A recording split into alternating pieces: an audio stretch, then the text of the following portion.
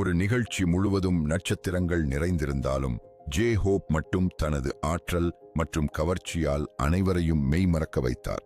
அவர் தனது ஹிட் பாடல் மோனா லிசாவை பாடியபோது சமூக ஊடகங்கள் உடனடியாக வைரலானது. ஆனால் அதைவிட பெரிய ஆச்சரியம் என்ன தெரியுமா?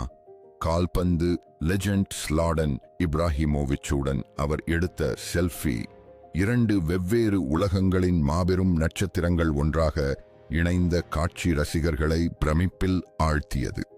இந்த நிகழ்ச்சிக்கு சில நாட்களுக்கு முன்பு துபாய் விமான நிலையத்தில் ஜே ஹோப் ரிலாக்ஸாக இருந்தாலும் பிடிஎஸ் அடுத்த ஆண்டு வரவிருக்கும் புதிய ஆல்பத்திற்காக தீவிரமாக வேலை செய்து வருகிறார்கள். மார்ச் 2026 அவர்களின் கம்பேக்ட் ஆல்பம் வெளியாக உள்ளது. அதைத் தொடர்ந்து உலக சுற்றுப்பயணமும் நடக்க உள்ளது. இந்த கதையில் உங்களுக்கு பிடித்த பகுதி எது? இது போன்ற மேலும் புதிய செய்திகளுக்கு dubai.tamil ஐ பின்தொடருங்கள்.